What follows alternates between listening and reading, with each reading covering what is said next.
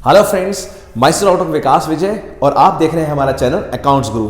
तो आज है ये डे 8 और चैप्टर है इश्यू ऑफ डिबेंचर्स, जिसमें से कि शॉर्ट क्वेश्चन आना है हमारा 3 मार्क्स का, मिनिमम 3 मार्क्स का तो है। और आपके सैम्पल पेपर में यही क्वेश्चन चॉइस में गिवन है। रियली क्वेश्चन नंबर 10 है, जहां पे पार्ट 1 में हमें एक वेंडर वाला क्वेश्चन गिवन है और वाले पार्ट में हमने कोलैटरल सिक्योरिटी आपको चेक किए हैं। बट वहां तो सिर्फ 2 पार्ट हमने चेक किए, 2 कॉन्सेप्ट, बट कुल मिला के इस चैप्टर से हमारे 8 कॉन्सेप्ट बनते हैं और 8 कॉन्सेप्ट को मैं लूंगा आज की इस क्लास में, कॉन्सेप्ट बिल्डिंग क्लास में, बहुत डिटेल में। और ये बहुत ही ईजी क्वेश्चन आता है इस चैप्टर से। तो बच्चे, अगर आप अच्छे मार्क्स लाना चाहते हैं तो इस चैप्टर को जरूर करके जाइए। और इस चैप्टर के अंदर जो लिमिटेड न्यूमेरिकल्स मैं आपको कराने वाला हूं उसको तो जरूर मिस मत करना और नोटबुक में लिख के बार बार बस वही प्रैक्टिस करनी है। फाइन, तो चलते हैं आज की वीडियो में। लेकिन जाने से पहले मैं पूछना चाहूंगा, क्या आपने अभी तक हमारा ये चैनल अकाउंट्स गुरु नहीं सब्सक्राइब किया? और अगर नहीं तो जल्दी से जो रेड कलर है उसको क्लिक कीजिए और साथ में जो ब्लैक कलर की बेल आइकन है उसको भी क्लिक कीजिए, ताकि ऐसी और भी जो यूजफुल वीडियोस हैं 21 डेज चैलेंज की, वो आपको डायरेक्टली मिलती रहे। तो चलते हैं आज की कॉन्सेप्ट बिल्डिंग क्लास में। और पहला जो कॉन्सेप्ट है वो है हमारा अबाउट डिबेंचर्स, कि डिबेंचर्स होते क्या है, उसका कॉन्सेप्ट क्या है और अलग अलग तरह के डिबेंचर्स कौन से होते हैं। मैं बताना चाहूंगा, जो कॉन्सेप्ट का डिबेंचर्स है, बेसिकली ये कंपनी एक बोरो करती है फाइनेंस लोगों से for a particular time period और उसके बाद वापस कर देती है।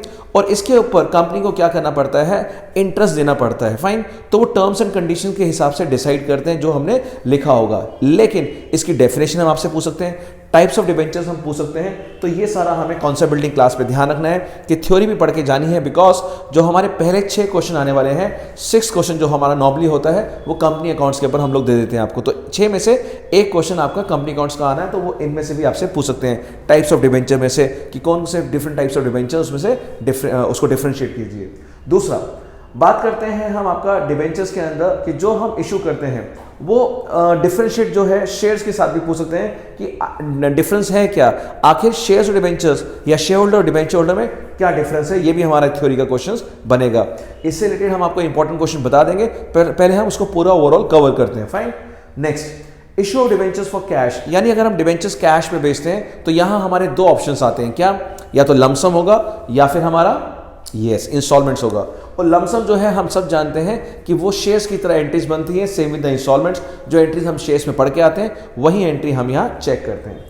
नेक्स्ट चलते हैं issue of debentures other than cash, यानी यहां रहेगा आपका क्या, वेंडर्स वाला कॉन्सेप्ट। यानी जब आप किसी से एसेट्स परचेज करते हैं या पूरा बिजनेस परचेज कर लेते हैं, तो जो परचेज प्राइस है या परचेज कंसिडरेशन है उसके बदले जब हम उनको डिबेंचर्स देते हैं तो वो हमारा issue of debentures other than cash होता है, लाइक अ बार्टर सिस्टम। फाइन, दूसरी बात, एज अ कोलैटरल सिक्योरिटी, यहां पर कोलैटरल सिक्योरिटी की बात करें तो हम बैंक से जब लोन बोरो करते हैं उसके बदले में सिक्योरिटी जमा करानी पड़ती है। तो हम अपनी प्लांट मशीनरी, बिल्डिंग्स के पेपर्स लेके वहां पे मॉर्गेज के थ्रू लोन बोरो करते हैं। और अगर वो जो सिक्योरिटी है उसको हम बोलते हैं प्राइमरी सिक्योरिटी, सफिशिएंट नहीं है तो फिर हमें अपने क्या है, डिबेंचर्स भी उनके पास रखवाने पड़ते हैं। उसको हम बोलते हैं कोलैटरल, और कोलैटरल का यहाँ मतलब क्या है, एडिशनल। तो एडिशनल सिक्योरिटी हम देते हैं। मैं हमेशा कहता हूँ, जैसे मान लीजिए आपकी मम्मी सब्जी खरीदने गई है, तो वहाँ जो सब्जी है, आलू है, वो मेन प्राइमरी है, बट साथ में जो धनिया मिलता है वो सेकेंडरी है, यानी कोलैटरल है। उस तरह से ये कोलैटरल चीज़ है जो हमें एडिशनल देना पड़ता है। नेक्स्ट है हमारा issue of debentures along with conditions of redemption, और ये हमारा 6 कंडीशंस है जहां पर हम इशू करते हैं पार प्रीमियम डिस्काउंट पे और इन तीनों में रिडीम करते हैं पार पे। और अगली 3 condition, issue at par premium discount but redeem करते हैं हम प्रीमियम पे। इस 6 किस्म के अलग अलग हम क्वेश्चंस आपको न्यूमेरिकल्स कराएंगे। देन बात करते हैं इंटरेस्ट ऑन डिबेंचर्स की। यहाँ भी interest on debentures without TDS और विद टीडीएस होता है। उसकी हमारी एंट्रीज हमने पूछा भी है पास्ट एग्जाम में, तो ये भी इंपॉर्टेंट टॉपिक है। और ये टॉपिक हम एक्सपेक्ट कर रहे हैं इस बार राइटिंग ऑफ डिस्काउंट। क्यों? क्योंकि ये टॉपिक लास्ट ईयर ऐड हुआ था बट हमने क्वेश्चन नहीं दिया बोर्ड एग्जामिनेशन में। बट इस बार क्योंकि अब 2 साल हो चुके हैं, तैयारी हो चुकी है बच्चों की, और हम टीचर्स ने भी बहुत अच्छे ढंग से पढ़ा लिया, तो अब ये राइटिंग ऑफ डिस्काउंट हमारा क्वेश्चन आ सकता है 3 मार्क्स के अंदर भी। फाइन, तो स्टार्ट करते हैं सबसे पहले concept and types of debentures के लिए। और इसके लिए मैं हेल्प लेना चाहूंगा हमारी बुक के लिए, ताकि आपको मैं कुछ इंपॉर्टेंट क्वेश्चन डिस्कस कर सकूं। फाइन, तो सबसे पहले इसके अंदर अगर मैं आपसे पूछूं डिफाइन डिबेंचर्स या what is debenture, so what answer we are expecting that a debenture is a written acknowledgement of a डेब्ट borrowed by a company under its common seal and which contains what the terms and condition about the interest, about the repayment and how to repay the principal amount. तो ये सब बातें आपको लिखनी पड़ेगी कि एक ऐसा आप मान लीजिए डॉक्यूमेंट हम होता है या ऐसा हमारा एक्नॉलेजमेंट है कि हमने बोरो किया हुआ पैसा और वो हम वापस करेंगे पर्टिकुलर टाइम के बाद, और जैसा भी लिखा होगा इंटरेस्ट देना है या नहीं देना, नहीं देना यानी जिनको हम मानते हैं हमें पता है जीरो कूपन बॉन्ड, तो वो भी मेंशन होगा कि इंटरेस्ट देना है नहीं देना और कितना देना है। ये सब बातें हमारा कॉन्सेप्ट पे ध्यान देना है। दूसरा, अगर हमें डिफाइंड डिबेंचर्स करना है और अगर आप याद रख सकते हैं तो मैं कहना चाहूँगा जो कंपनीज अकाउंट का सेक्शन 2 सब सेक्शन 30 की डेफिनेशन है वो आप एज इट इज़ लिख लीजिए, याद कर लीजिए, उससे इंप्रेशन बहुत अच्छा लगेगा। और डेफिनेशन बहुत सिंपल है और वो डेफिनेशन क्या है? As per section 230 of Companies Act 2013, debenture includes debenture stock, bonds and any other securities of a company whether constituting a charge on the assets of the company or not। तो ये definition आप note down कर लीजिए और याद करके जाइए, you will get 1 out of 1। फिर हम पूछते हैं give any 2 characteristics of a debenture, क्या खास बात है, क्या फीचर है डिबेंचर का? तो पहला, तो सबसे पहले it is a debenture is issued by a company in the form of a certificate. Second, a debenture is issued under the seal of a company. ये दो। Next, what is meant by the secured और mortgage debenture? What is meant by simple और naked और unsecured debenture? यानी secured debenture वो होते हैं जिसके अगेंस्ट हमने कोई सिक्योरिटी दे रखी है, यानी कल को कंपनी अगर ना पे कर पाए आपका पैसा तो उसके बदले वो कौन सा एसेट है जो उसके अगेंस्ट आपको सिक्योर कर रही है कि हाँ इसको बेच के हम आपको पैसा वापस करेंगे। So secured debentures are those debentures which are secured against some particular assets of a company. If the company is unable to repay the money of debenture on the due date, the debenture holders can realize their dues from the assets mortgaged. ये हम कर सकते हैं। उसके बाद हमारा आता है सिंपल, नेकेड और अनसिक्योर्ड डिबेंचर। वो अनसिक्योर्ड डिबेंचर कौन से होते हैं? जो जिनके अगेंस्ट हमने कोई प्रॉपर्टी अटैच नहीं कर रखी होती और वो जो होल्डर ऑफ सच डिबेंचर्स हैं they are treated as unsecured creditors at the time of winding off the company. फिर हम पूछ सकते हैं आपसे रजिस्टर्ड और बियर डिबेंचर के अंदर डिफरेंस। रजिस्टर्ड डिबेंचर्स कौन होते हैं? जो किसी particular name of the debenture holders के नाम पे इशू करते हैं और उसके नाम का हम एक सर्टिफिकेट इशू करते हैं। और बियर डिबेंचर्स के केस में क्या होता है कि बिना नाम के है, जस्ट मेरे डिलीवरी से भी वो ट्रांसफर हो जाता है। यानी अगर रजिस्टर्ड डिबेंचर को ट्रांसफर करना हो तो उसके लिए ट्रांसफर डीड बनाएंगे और बाकी जो डिबेंचर्स हैं उसके लिए नहीं। Then what is meant by convertible and non convertible debentures? वही जो कन्वर्ट हो जाए शेयर्स में वो कन्वर्टिबल, जो ना हो पाए वो non convertible. And what is the meaning of fully convertible, partly convertible? इस तरह के हम आपसे क्वेश्चन पूछेंगे। What is the difference between redeemable and irredeemable debentures? ये थ्योरी के इंपॉर्टेंट क्वेश्चन है और ये पूछा जाएगा difference between shares and debentures या share holder and debenture holder. और अगर मैं बात करूं शेयर और डिबेंचर में फर्क क्या है? जो शेयर होता है वो कंपनी के पार्ट ऑफ द कैपिटल है और डिबेंचर जो है लोन बोरो किया गया है। डिविडेंड की बात करें तो शेयर्स पे मिलता है डिविडेंड, इस पे इंटरेस्ट मिलता है डिबेंचर होल्डर्स को। जो रेट ऑफ डिविडेंड है वो चेंज हो सकती है depending on the amount of profit, but जो इंटरेस्ट है वो फिक्स है। और जो बात करें सेक्शन 53 की कि शेयर्स जो है डिस्काउंट पे नहीं इशू हो सकते बट डिबेंचर्स डिस्काउंट पे इशू हो सकते हैं। इसी क्वेश्चन को अगर हम कन्वर्ट करें शेयर होल्डर डिबेंचर होल्डर में तो सेम पॉइंट्स को आप उसमें कन्वर्ट कर सकते हैं। फाइन, तो ये दो टॉपिक हमारे क्या रहेंगे थ्योरी के, और इस तरह के क्वेश्चन हम आपसे नॉर्मली पूछते हैं। बात करते हैं न्यूमेरिकल्स की। अगर हम करें इश्यू डिबेंचर्स फॉर कैश तो यहां पे 2 पॉइंट आते हैं। पहला तो आता है कि अगर आपका 100 का डिबेंचर है और 100 के 100 आपने एक साथ ले लिए तो इसको हम क्या बोलते हैं? लमसम, यानी इकट्ठा हमने पैसा एप्लीकेशन के साथ मंगा लिया और आपको डिबेंचर सर्टिफिकेट दे दिया। दूसरा है कि वही 100 का हमने आपसे ब्रेकअप में ले लिया पैसा 20, 30, 25, इसको हो गया हमारा इंस्टॉलमेंट्स। फाइन, तो ये 2 मेथड हैं जो हमारा फॉर कैश में चलेंगे, लमसम और इंस्टॉलमेंट्स। इन दोनों की आपको प्रैक्टिस होनी चाहिए। बात करते हैं लमसम की। अगर आपने पार पे इशू किया है तो bank account debit to debenture application and allotment और दूसरी entry debenture application allotment to debenture. अगर ये प्रीमियम पे इशू है यानी more than the face value, so bank account debit to debenture application allotment से फॉर एग्जांपल हमारा 10 rupees premium है तो 110 से एंट्री बनेगी और जो दूसरी एंट्री बनेगी debenture application allotment to debentures percentage debenture and to security premium.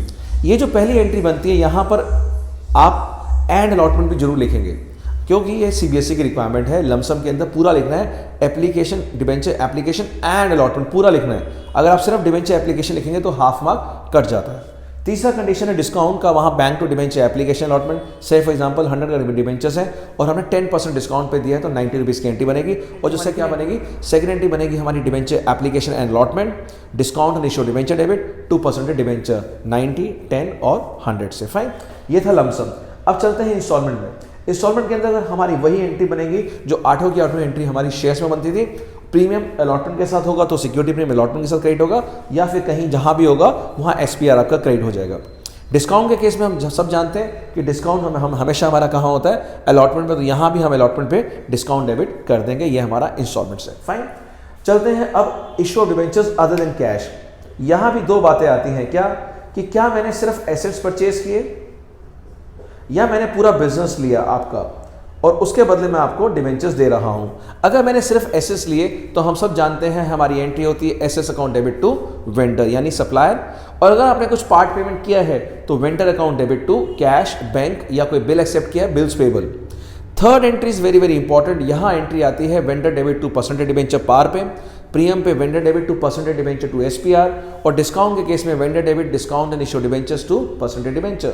यहां पर अमाउंट जो नंबर ऑफ डिबेंचर्स निकालेंगे आप वो रिमेनिंग परचेज प्राइस से निकालेंगे। अगर आपने सेकंड एंट्री में कुछ कैश पे किया है या चेक के थ्रू पे किया, ड्राफ्ट के थ्रू, या फिर आपने कोई बिल एक्सेप्ट किया है, बीपी एक्सेप्ट किया है, तब रिमेनिंग प्राइस पे निकालना पड़ेगा नंबर ऑफ न्यू डिबेंचर, जो नंबर ऑफ डिबेंचर्स आप इशू कर रहे हैं। और थर्ड एंट्री के लिए जो नंबर ऑफ डिबेंचर्स का फॉर्मूला है वो क्या रहेगा, परचेज प्राइस या remaining purchase price divide by the issue price of debenture. वो 100 भी हो सकता है, 90 भी हो सकता है, 110 भी हो सकता है। तो ये रहेगा एसेट्स के केस में। बात करते हैं पूरा बिजनेस ले लिया, यानी मैंने आपके एसेट्स भी ले लिए और सारी लायबिलिटीज भी ले ली। यहां दो सिचुएशन आती है क्या, कि जो आपने परचेज प्राइस पे किया है क्या वो आपके नेट एसेट्स से ज्यादा है या कम है। तो मैं पहले सिचुएशन लेता हूं, मान लीजिए आपके नेट एसेट्स हैं 7 लाख और पेमेंट, जब मैं नेट एसेट्स बोलता हूं उसका मतलब होता है एसेट्स माइनस लायबिलिटीज, यानी एसेट्स माइनस लायबिलिटीज 7 लाख है और पेमेंट करा है आपने 720, यानी परचेज कंसेशन 720 है। इस केस में 20,000 आपने एक्स्ट्रा पे किया है, वो 20,000 कहां डेबिट होगा, गुडविल के नाम से। यानी जब हम एंट्री बनाएंगे तो एंट्री क्या बनेगी, सन्ड्री एसेट्स डेबिट। ये मैं क्वेश्चंस न्यूमेरिकल्स के टाइम पे दोबारा हम लेंगे, आज सिर्फ कॉन्सेप्ट बता रहे हैं। Sundry assets debit to sundry liabilities to vendor, और अगर इसका टोटल 720 है और ये सिर्फ 7 लाख है तो यहां डेबिट हो जाएगा गुडविल। और इसका रिवर्स, अगर हमारे नेट एसेट्स क्या है, यस ज्यादा है और पेमेंट हमने कम करी है तो वो हमारा कैपिटल प्रॉफिट होगा, और कैपिटल प्रॉफिट किस में क्रेडिट होगा, कैपिटल रिजर्व में। तो ध्यान रखना है, यहां गुडविल आएगा और यहां कैपिटल रिजर्व, ये हम न्यूमेरिकल्स के टाइम करेंगे आपको। और फिर सेकंड एंट्री वही बनती है इश्यू ऑफ डिबेंचर्स की। चलते हैं नेक्स्ट टॉपिक की तरफ, और नेक्स्ट टॉपिक है कोलैटरल सिक्योरिटी। यहां कोलैटरल सिक्योरिटी में भी दो टॉपिक आते हैं। पहला कि हमने लोन बोरो किया मान लीजिए 5 लाख, तो ध्यान रखिए जो हम डिबेंचर्स गिरवी रखवाएंगे वो या तो 5 लाख के बराबर होने चाहिए या 5 लाख से ज्यादा होने चाहिए। और इसकी अकाउंटिंग ट्रीटमेंट दो है। पहला, आप सिर्फ जो बैलेंस शीट में जो लॉन्ग टर्म बोरिंग्स में बैंक लोन लिखते हैं सिर्फ उसी के ब्रैकेट में मेंशन कर दीजिए कि हमने ₹6 लाख के डिबेंचर्स कोलैटरल सिक्योरिटी के रूप में दे रखे हैं। और अगर सेकंड मेथड है जहां हम मांगे कि नहीं आपको एंट्री बनानी है कोलैटरल सिक्योरिटी की, वहां फिर आपको एंट्री बनानी पड़ेगी debenture suspense to percentage debenture. और आपके सैंपल पेपर का जो 10th क्वेश्चन है, जो और पार्ट है, वो इसी के ऊपर है, आप उसको पढ़ लीजिएगा, समझ आ जाएगा। Fine, next issue of debentures along with conditions of redemption. यानी अगर आपने कोई भी डिबेंचर 100 में इशू किया है या 110 में किया है या 90 में किया है, लेकिन रिडीम पार पे कर रहे हैं, तो इशू की एंट्री नॉर्मल बनेगी और रिडम्पशन की एंट्री जो पार की है वो debentures to debenture holder, debenture holder to bank बन जाएगी। अगर आपने इशू किया par premium discount but redeem premium पे हो रहा है, यानी एग्जांपल लेते हैं, आपने इशू किया 100 में, वापस कर रहे हैं 105, आपने इशू किया 110 में, वापस कर रहे हैं 105, आपने इशू किया 90 में, वापस कर रहे हैं 105। तो इन तीनों के तीनों सिचुएशन में जो ₹5 एक्स्ट्रा पे किया है वो ₹5 एक्स्ट्रा आपका डेबिट होगा किस नाम से, यस डेबिट होगा loss on issue of debentures के नाम से, और क्रेडिट किस नाम से होगा, premium on redemption of debentures. ये जो loss on issue of debentures के नाम से डेबिट होगा, उसका रीजन क्या है, ये प्रूडेंस कॉन्सेप्ट है जो हमने पढ़ा है आपको क्लास 11th के अंदर, कि जब भी कभी फ्यूचर का लॉस हो वो हम करंट ईयर की बुक्स में रिकॉर्ड करते हैं। और जो प्रीमियम रिडम्पशन क्रेडिट हुआ है उसका रीजन क्या है कि वो हमारी लायबिलिटी है और इंक्रीज इन लायबिलिटी हमेशा हमारी क्रेडिट होती है। तो ये टॉपिक बहुत इंपॉर्टेंट रहेगा और हम उम्मीद कर रहे हैं कि इस बार इस टॉपिक में से क्वेश्चन जरूर आए, क्योंकि आपने सैम्पल पेपर में देखा होगा कि दो टॉपिक हम कवर कर चुके हैं सैम्पल पेपर में, एक तो अदर देन कैश और एक कोलैटरल सिक्योरिटी। तो बाकी टॉपिक भी हमारे लिए इंपॉर्टेंट है, वो जरूर करके जाएं, एक्सपेक्टेड है। देन बात करते हैं इंटरेस्ट ऑन डिबेंचर्स की, और इसके ऊपर हमने देखा है पास्ट में कि बोर्ड में हमने क्वेश्चन पूछा है। एंट्रीज जो हम बनाते हैं, debenture interest to debenture holder to TDS payable, फिर debenture holder to bank and TDS payable to bank pay कर देते हैं गवर्नमेंट को, और लास्ट में राइट ऑफ की एंट्री मत भूलना, statement of PNL to debenture interest. ये इंटरेस्ट हाफ ईयरली भी हो सकता है, ये इंटरेस्ट ईयरली भी हो सकता है, उसी के हिसाब से हम अकॉर्डिंगली एंट्री बनाएंगे। लास्ट टॉपिक है हमारा राइटिंग ऑफ डिस्काउंट या loss on issue debenture. Again इसमें दो मेथड है, कि अगर हमने मान लीजिए डिबेंचर आज इशू किए हैं और रिडीम 5 ईयर्स में कर रहे हैं, तो जो भी डिस्काउंट आ रहा है अगर हम रिडीम आफ्टर 5 ईयर्स कर रहे हैं तो ये लमसम है, यानी ये 11th क्लास का डेप्रिसिएशन चैप्टर की तरह स्ट्रेट लाइन मेथड है। तो जो भी डिस्काउंट होगा, मान लीजिए डिस्काउंट है 10,000 रुपये, तो हम 5 ईयर्स से डिवाइड कर देंगे, हर साल 2,000 राइट ऑफ होगा। बट यही अगर मैं बोलूँ इंस्टॉलमेंट्स में रिडीम किया है, यानी मैंने किश्तों में वापस किया है, तो यहाँ पे एक प्रोपोर्शनेट मेथड लगता है, हम रेशियोज निकालते हैं, उस प्रोपोर्शनेट रेशियो में डिस्काउंट को राइट ऑफ करते हैं। तो ये कॉन्सेप्ट हम लेंगे अपने आने वाले न्यूमेरिकल्स में। तो ये कॉन्सेप्ट क्लियर है, बट हाँ इस वीडियो को एंड करने से पहले मैं आपको बता दूं बच्चे, हमें क्लियर होना पड़ेगा इशू वर्ड से।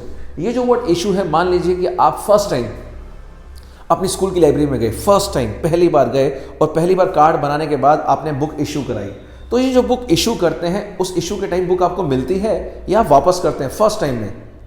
यस, फर्स्ट टाइम में बुक हमें मिलती है। तो याद रखिए जब भी वर्ड इशू आए तो लाइब्रेरी का सीन आपको विजुलाइज करना है कि हमें बुक जैसे मिलती है वैसा हमें पब्लिक से पैसा मिल रहा है। तो बुक के बदले अब क्या करना है, बी से बुक होती है और बी से बैंक होता है। तो आज के बाद जब भी इशू करें आप बुक को विजुलाइज करेंगे कि मुझे लाइब्रेरी से बुक मिल रही है, और जैसे ही बुक मिल रही है उस बुक को खोला आपने तो उसमें बहुत सारे करेंसी थे, बहुत सारे नोट्स थे, यानी बैंक अकाउंट डेबिट होगा। तो प्लीज रिमेंबर, अब जब भी कभी मैं इशू बोलूं या एग्जाम में क्वेश्चन आए पास जर्नल एंट्री फॉर इशू, तो आपको लाइब्रेरी का सीन विजुलाइज करना है। लाइब्रेरियन से आप बुक ले रहे हैं और बुक जैसे ही आपने खोली उसमें से ढेर सारा पैसा निकला तो बैंक डेबिट होगा, इंक्रीज इन एसेट, और to debenture application and allotment and further वही एंट्री जैसा हमने डिस्कस किया है। सो आई होप ये है concept building class for issue debentures, और इनके टॉपिक के ऊपर हम थोड़े थोड़े क्वेश्चन लेंगे ताकि आपको एक पूरा का पूरा चैप्टर हम अच्छे से समझा पाएं। और कितने ही बच्चे मुझसे थैंक्स कह रहे हैं कमेंट बॉक्स में, और बहुत अच्छा मुझे एक्सप्रेस कर रहे हैं फीलिंग कि कितना ये वीडियो उनके लिए यूज़फुल है, कितना उनको हेल्प कर रही है। तो बच्चों इस कड़ी को अभी हम रोकेंगे नहीं, चलते रहेंगे टिल द बोर्ड एग्जाम में आपके साथ हूँ। और ये जो 21 डेज़ की जो वीडियोस आ रही हैं उसके अलावा भी कुछ सरप्राइजेस आपके लिए और जो बहुत हेल्प करने वाला है बोर्ड एग्जाम में, फाइन। और हम एक साथ आपको सारी चीज़ें क्यों नहीं दे रहे हैं कंटिन्यूस, बिकॉज हमारे ब्रेन की कैपेसिटी है कि कितना हम समझ सकते हैं, कितना हम याद कर सकते हैं। तो इसलिए थोड़ा थोड़ा आपकी अंडरस्टैंडिंग के हिसाब से हम आपको कंटेंट दे रहे हैं। सो फिर चलते हैं नेक्स्ट वीडियो में, उस पार्ट में हम समझाएंगे हम आपको कुछ न्यूमेरिकल्स इस चैप्टर से रिलेटेड। और तब तक बनिए रहिए हमारे साथ, और इस वीडियो को शेयर करना ना भूलिए, लाइक करना ना भूलिए, और लास्ट जाते थे बच्चे, always remember what sharing is caring. तो उन दोस्तों के साथ जरूर शेयर कीजिए, उन बच्चों के साथ जरूर शेयर कीजिए जो अभी भी प्रॉब्लम में है रियली, और उनके चेहरे पे जब स्माइल आएगी तो you will be very happy. So bye bye, take care, thank you.